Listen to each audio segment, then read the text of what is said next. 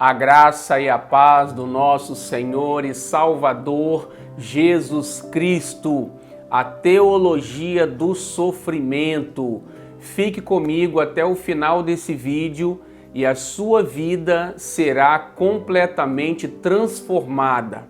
Se você receber todo o ensino que eu vou passar para você aqui e você se aprofundar nesse conhecimento, a sua vida será profundamente afetada, abençoada pela palavra de Deus. Porque diferentemente da teologia da prosperidade, a teologia do sofrimento, ela é muito sutil.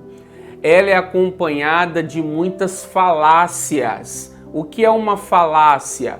É uma mentira que se passa como verdade. Então, se nós não analisarmos bem a palavra de Deus em tudo aquilo que eu vou passar para você aqui agora, se nós não analisarmos esses textos, a palavra de Deus, nós acabamos por receber essa teologia enganosa e que nos mantém infantis, crianças, bebês na fé. E vamos sofrendo, nos frustrando, vamos tendo a nossa fé abalada, enfraquecida, à medida que nós nos alimentamos desta teologia do sofrimento. Então, a primeira falácia que nós vamos discutir aqui, tratar, é que a vontade de Deus é um mistério. É muito difícil saber, compreender a vontade do nosso Pai. Por isso, quando nós oramos, nós não sabemos qual é a vontade de Deus. E é muito séria essa falácia, porque então eu acabo aceitando todo o mal, tudo que acontece na minha vida, eu aceito como sendo a vontade de Deus. Por quê? Porque eu não posso saber, eu não compreendo qual é a vontade dele. Então qualquer coisa que me acontece, eu tomo como vontade de Deus. E não é assim que a Bíblia nos ensina. A Bíblia é enfática em nos dizer que nós temos que conhecer a vontade do nosso Pai. Até porque assim nós podemos orar segundo a vontade dele. João diz que tudo que pedimos segundo a sua vontade, ele nos ouve. E se sabemos que ele nos ouve em tudo quanto pedimos, sabemos que já alcançamos as petições que fizemos a ele. Então olha como é importante nós conhecermos a vontade de Deus, para orarmos crendo que ele nos dá aquilo que pedimos, porque pedimos segundo a sua vontade. Então a Bíblia, ela é enfática, ela tem muitos textos que nos mostram que nós devemos, é uma responsabilidade do crente saber conhecer a vontade do Pai. Em Efésios, no capítulo 5, verso 17, Paulo diz: não sejam insensatos, mas procurem compreender qual é a vontade de Deus. Olha bem, Paulo está dizendo que não devemos ser insensatos. Quando nós nos conformamos em não conhecer a vontade do nosso Pai, nos tornamos insensatos. A Bíblia também vai dizer mais. Até a cegonha no céu conhece os seus tempos determinados, e a rola e o grou e a andorinha observam o tempo da sua ribação. Mas o meu povo não conhece o juízo do Senhor. Até a cegonha, a andorinha, o grou conhecem o tempo da sua ribação.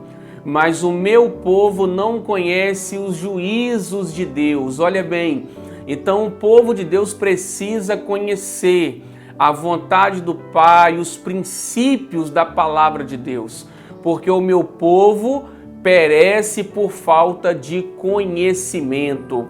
João, na sua primeira carta, no capítulo 2, faz declarações profundas sobre nós conhecermos a vontade de Deus. No versículo 20, ele diz assim: e vós tendes a unção do Santo e sabeis tudo. Olha bem, Nós temos a unção do santo. Quem é o santo? Jesus Cristo. E sabemos tudo. Mas como assim nós sabemos tudo? Tem muitas coisas que a nossa mente não sabe, não conhece. Mas ele está dizendo que essa unção é a vida de Cristo em nós que nos faz conhecer tudo, saber de tudo. Porque olha o que ele vai afirmar no verso 27. E a unção que vós recebestes dele fica em vós, e não tendes necessidade de que alguém vos ensine, mas como a sua unção vos ensina todas as coisas, e é verdadeira, e não é mentira, como ela vos ensinou, assim nele permanecereis. A unção de Deus que está em nós nos ensina a respeito de todas as coisas. Olha bem como é profunda essa relação que nós temos com o nosso Pai. Paulo chega a dizer no capítulo 2 da primeira carta aos Coríntios que o homem natural não compreende as coisas de Deus, porque as coisas de Deus se discernem espiritualmente. E para o homem natural, as coisas de Deus são como loucura. Mas o homem espiritual, ou seja, eu e você, aqueles que nasceram de novo, que estão em Cristo, que têm o Espírito Santo habitando em seus interiores, o homem espiritual discerne bem tudo. E ele continua dizendo: quem conheceu a mente do Senhor para que o possa instruir? Todavia, nós temos a mente de Cristo. Se nós temos a mente de Cristo, nós devemos compreender qual é a vontade do nosso Pai, porque Cristo sabe muito bem qual é a vontade do Pai. Por isso, meu irmão, minha irmã, nós precisamos nos apropriar dessas verdades e crer, para que o Espírito Santo nos conduza, nos ensine a vontade do nosso Pai. É claro que nós estamos crescendo. A vereda do justo é como a luz da aurora, que vai brilhando, brilhando até se tornar dia perfeito. Nós estamos em um processo de crescimento. Então nós vamos aprendendo a pensar, a crer, a entender os projetos, os propósitos de Deus para a nossa vida. O que nós não podemos é nos conformar com uma mente infantil, nos vendo como incapazes de saber qual é a vontade do nosso Pai. Então, quando nós oramos, nós temos que saber qual é a vontade do nosso Pai, para que possamos crer, ter a certeza que Ele vai responder a nossa oração. Quando nós ainda não sabemos qual é essa vontade, a gente entrega para Ele e a gente pede a Ele que esclareça para nós a vontade do Senhor. Quando Jesus disse: Pai, seja feita a tua vontade, não a minha, Jesus sabia qual era a vontade do Pai.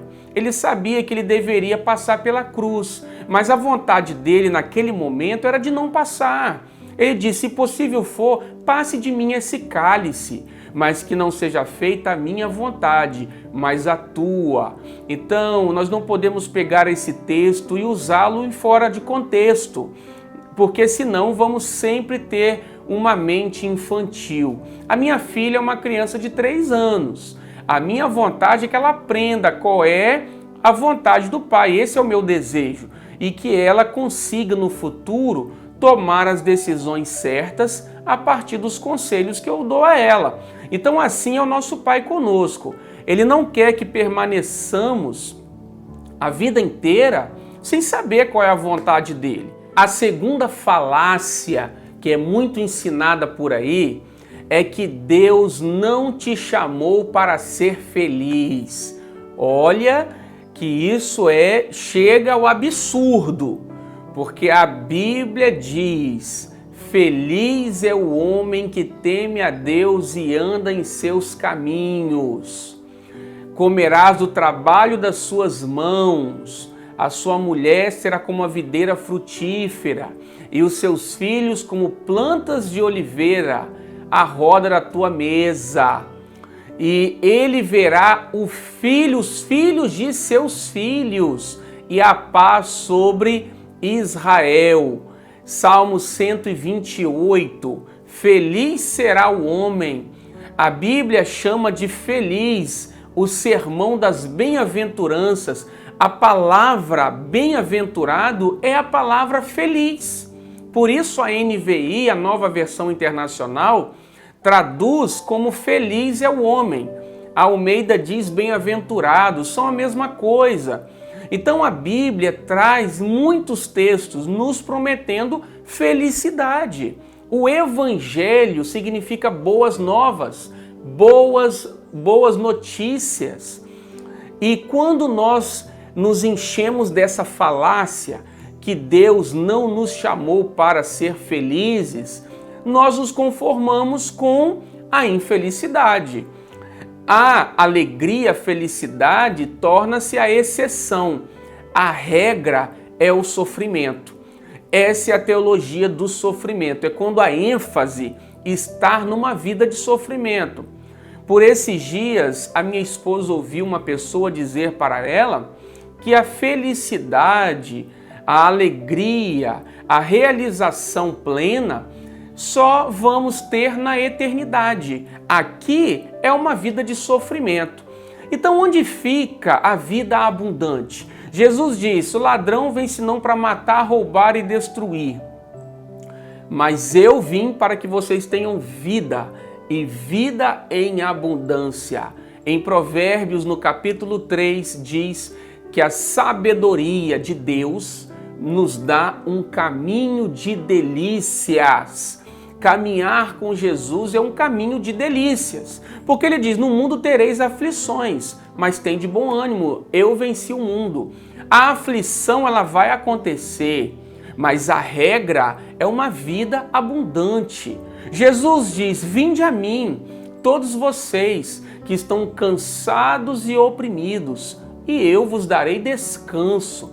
Tomai sobre vós o meu jugo e aprendei de mim, que sou manso e humilde de coração, e encontrareis descanso para a vossa alma, porque o meu jugo é suave e o meu fardo é leve. Esse descanso é só quando nós morrermos? Claro que não. Esse não é o contexto. Jesus está dizendo ali que o fardo dele, o jugo dele são leves. Então, se queremos ter uma vida de paz, uma vida de alegria, de felicidade, é nele que nós vamos encontrar. Apesar das tribulações que nós enfrentamos, dos sofrimentos que nós passamos, o reino de Deus não é comida nem bebida, mas é justiça, paz e alegria no Espírito Santo. Olha bem, então o Espírito Santo ele quer nos dar alegria, ele quer nos dar paz, ele quer prover as nossas necessidades. Não é isso que Paulo diz aos Filipenses? Que o meu Deus, segundo as suas riquezas em Cristo, em glória, suprirá cada uma das vossas necessidades em Cristo Jesus. Então é assim que nós cremos, porque senão teremos sempre uma expectativa negativa. Quando a tristeza, o sofrimento tornam-se a regra e a felicidade a exceção, a nossa expectativa vira uma expectativa de medo, de insegurança, de dúvida, e ninguém consegue transmitir o Evangelho, superar as tribulações, se não tiver uma expectativa de fé, de segurança.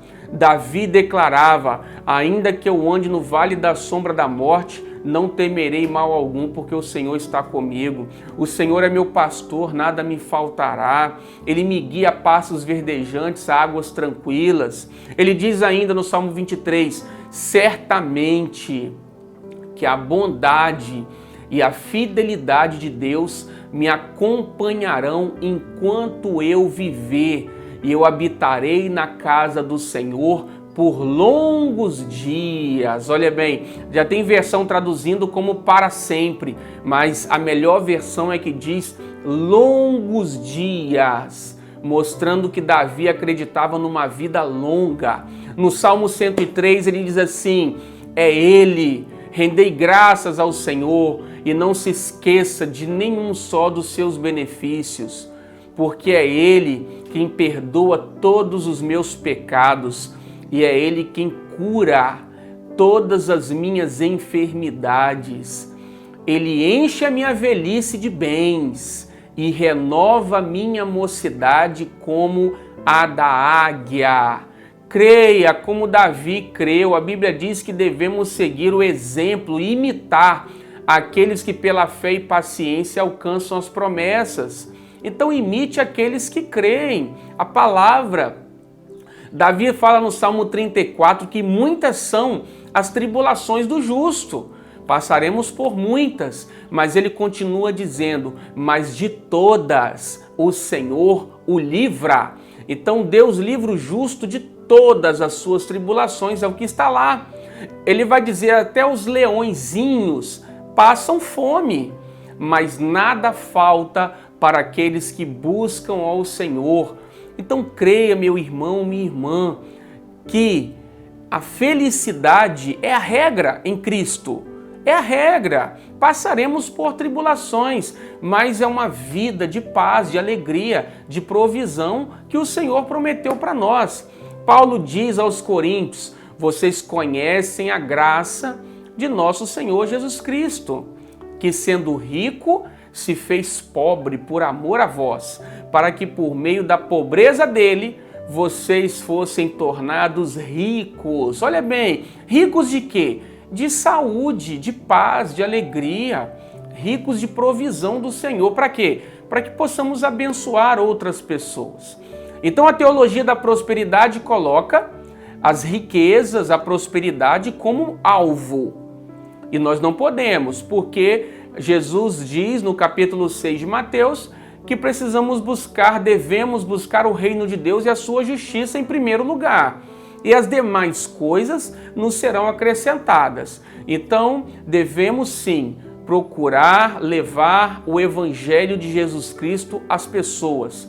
Mas a teologia do sofrimento vai para um outro extremo, que é o quê?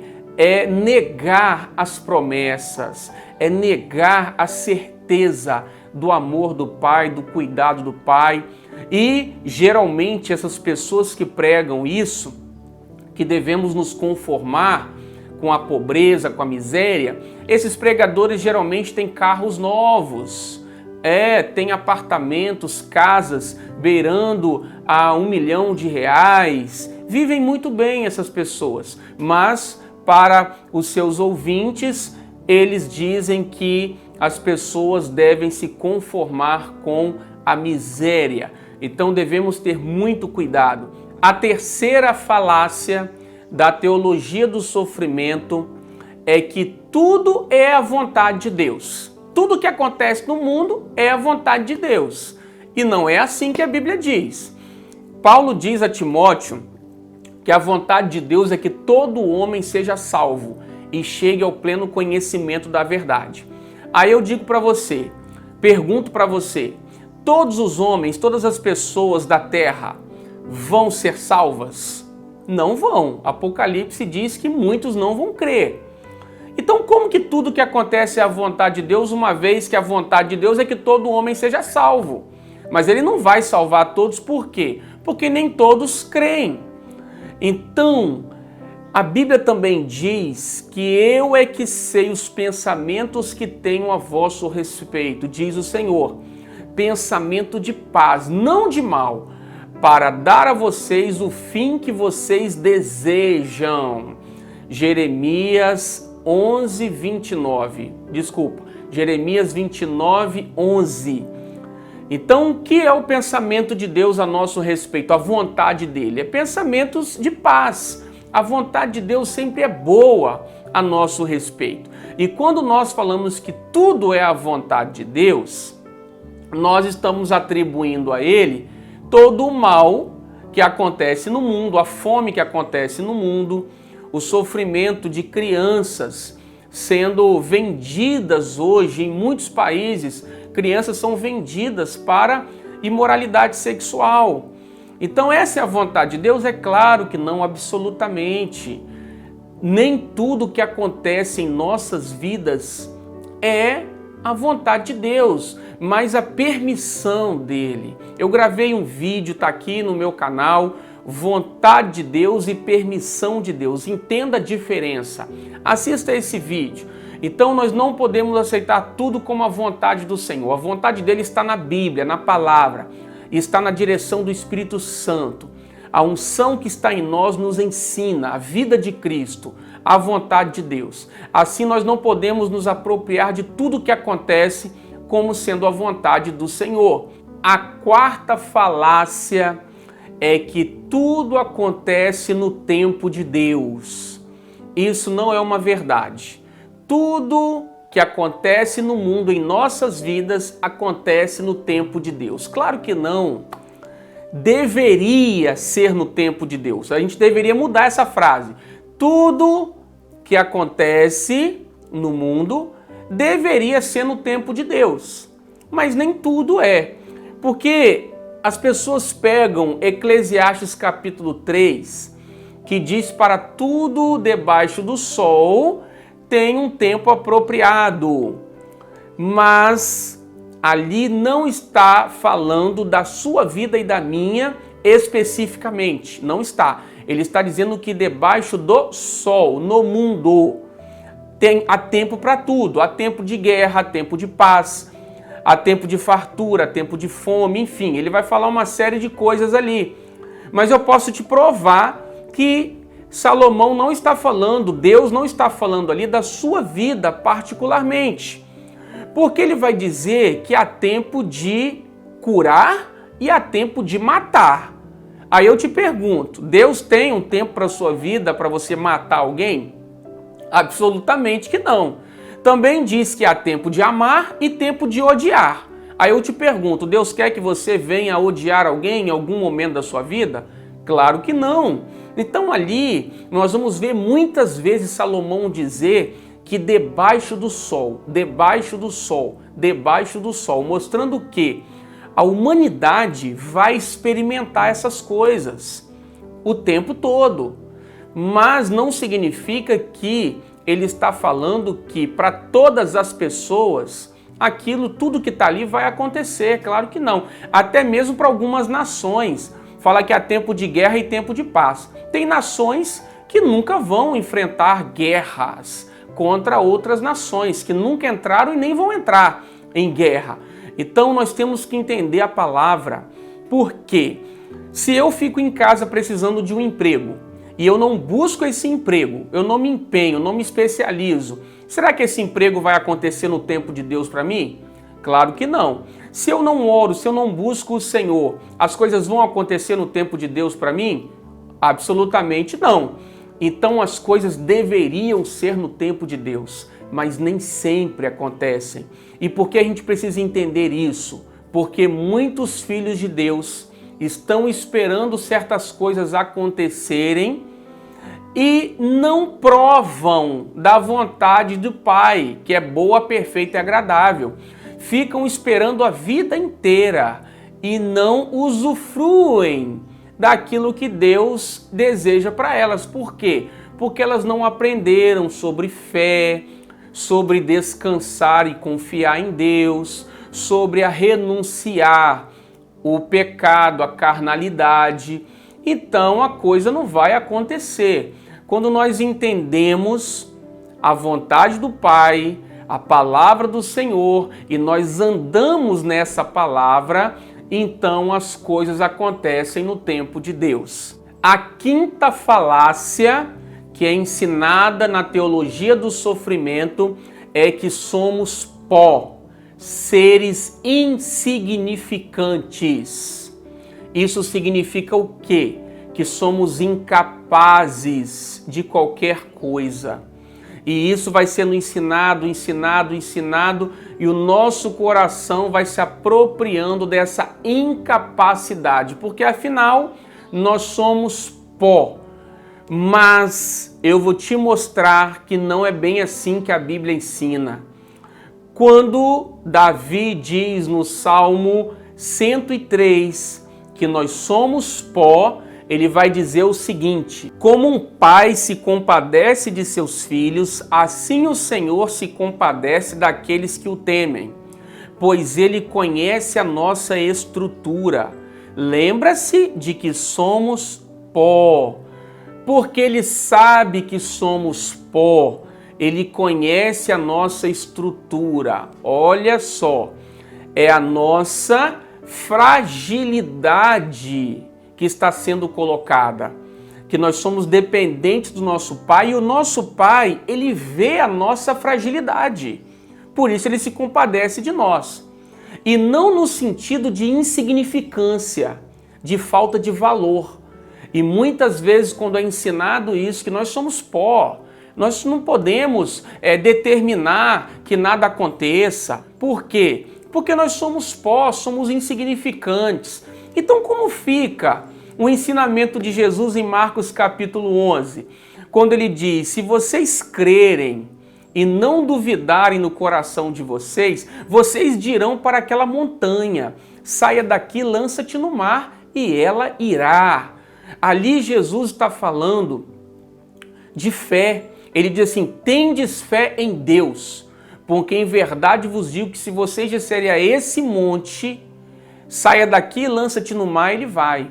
E tudo que vocês disserem, não duvidarem no coração de vocês, mas acreditarem que acontecerá aquilo que vocês disserem, assim acontecerá. Isso significa o quê? Fé, determinar. É a autoridade que ele nos deu nele, no nome dele. Então é errado dizer que nós somos pó num sentido de insignificância. Nós somos as primícias da criação de Deus. Tiago diz isso, que nós somos feitos como primícias da sua criação. Nós somos a obra mais valiosa que Deus fez. Por isso ele enviou Jesus Cristo para nos resgatar. E Paulo diz isso: se ele não negou o seu único filho, antes o entregou por nós, o seu próprio filho, como não nos dará juntamente com Cristo e de graça todas as coisas? Como ele não te dará, uma vez que ele não negou o próprio Cristo por você e por mim? Então, esse ensinamento de que nós somos pó, nós não somos nada, não somos ninguém, não. Nós somos sim totalmente dependentes do nosso Pai, mas é por isso que quando nós confiamos no amor dele, nós podemos todas as coisas naquele que nos fortalece, todas as coisas. Jesus diz: se vocês crerem, nada vos será impossível. Jesus disse: aquele que crê fará as obras que eu faço e fará maiores do que essas, porque eu vou para o Pai. Então não aceite, cuidado, porque nós temos que avaliar o que está por trás das palavras. Temos que discernir a intenção de certas palavras, o que ela está querendo nos convencer. E aí precisamos analisar o contexto, analisar a palavra para podermos renovar, podermos fortalecer o nosso coração em Cristo. A sexta e última falácia que nós vamos tratar aqui é nova, mas está sendo pregada por aí, que Deus não te dá o que você quer, mas o que você precisa. E qual é o problema desse tipo de ensinamento? É que você fica na dúvida se o que você está pedindo você realmente precisa ou se é apenas um desejo, uma vontade do seu coração. E você vai ver comigo aqui que a Bíblia não nos ensina dessa forma. E isso é muito perigoso, porque isso enfraquece a nossa certeza. A gente não pode ter uma absoluta certeza se vamos receber de Deus, se nós não temos certeza se aquilo que nós estamos pedindo é aquilo que nós queremos ou é aquilo que nós precisamos. E Jesus diz em Marcos 11, 24, ele diz assim: e tudo que vocês pedirem em oração, creiam que já receberam ou que recebestes, e assim acontecerá com vocês. Então, quando nós oramos, nós temos que ter a certeza que já recebemos o que pedimos.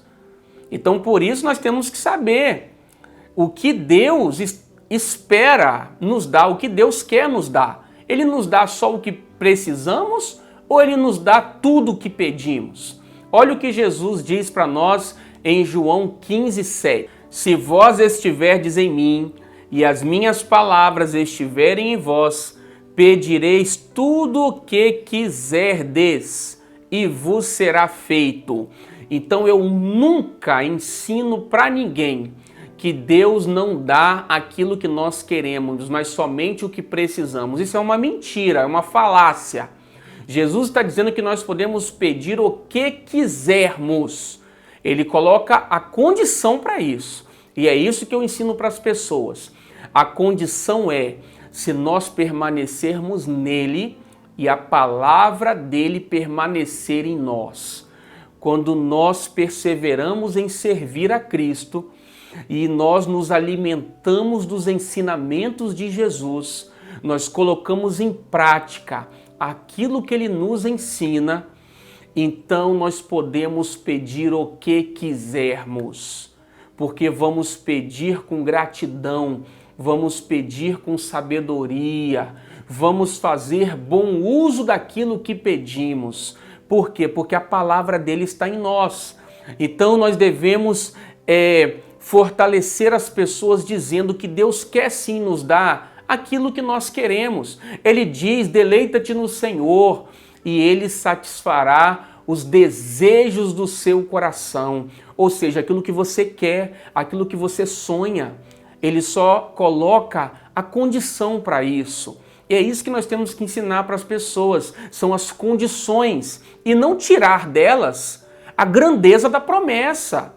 Porque olha o que Jesus também vai dizer no mesmo capítulo, no verso 16. Não fostes vós que me escolhestes a mim. Pelo contrário, eu vos escolhi a vós outros e vos designei para que vades e deis fruto, e o vosso fruto permaneça, a fim de tudo quanto pedirdes ao Pai em meu nome, ele vô-lo conceda. É clara, a Bíblia é muito clara. Deus quer nos dar tudo o que pedimos. E qual é a condição aqui? É darmos frutos e cuidarmos desses frutos para que esses frutos permaneçam. Então o crente precisa frutificar. É isso que Jesus está dizendo. Quando fazemos isso, temos que crer na promessa dele, que é qual? Nos dá tudo o que pedimos. Isso deve ser ensinado. Isso não é teologia da prosperidade. Isso é Bíblia. E eu não posso negar isso a você. A mulher cananeia que foi gritando, clamando atrás de Jesus. E os discípulos disseram, Senhor, despede essa mulher porque vem gritando atrás de nós. E Jesus disse, eu não vim senão as ovelhas perdidas de Israel. E essa mulher continua clamando e diz, Senhor, socorre-me, ajuda-me. A minha filha está terrivelmente endemoniada em casa. E Jesus diz para aquela mulher, não é certo eu tirar o pão dos filhos e dar aos cães. E aquela mulher continua, Senhor, mas até os cachorrinhos comem das migalhas que caem da mesa dos seus senhores. E Jesus recebe aquilo como uma grande fé. Ele disse, mulher, grande é a tua fé, seja feito como tu queres. Aquela mulher, ela quis muito a cura da filha dela e ela acreditou que o amor de Jesus era maior do que o fato dela ser cananeia. Jesus amaria aquela mulher, apesar dela não ser de Israel. Então Jesus gostou daquela fé. Ele disse, mulher, grande é a tua fé. E Jesus disse, seja feito como você quer. Então ele quer nos dar o que queremos sim. Essa é a vontade dele, desde que confiemos no amor dele, na certeza que ele não vai nos deixar voltar para casa sem a bênção dele. Foi isso que aquela mulher creu. E Jesus disse: o pão é dos filhos. Ele estava chamando a cura, a libertação de pão, pão dos filhos. Ele quer nos dar o pão diariamente, com certeza. E precisamos crer. Você é filho, você é filha. Então saiba qual é o pão do Pai para você. E receba a palavra de Deus, creia nessas verdades, empenhe-se em acreditar, em se alimentar dessas verdades e não aceite mais a teologia do sofrimento, porque no mundo tereis aflições, mas tem de bom ânimo, eu venci o mundo. A regra é a felicidade, não é o sofrimento. Teremos sofrimento, porque o sofrimento é importante para o nosso crescimento. Eu sempre falo isso aqui. Para a gente crescer, em muitos casos, vamos precisar sofrer. Mas essa não é a regra, viver uma vida de sofrimento. Deus te abençoe. Até o nosso próximo vídeo. Amém.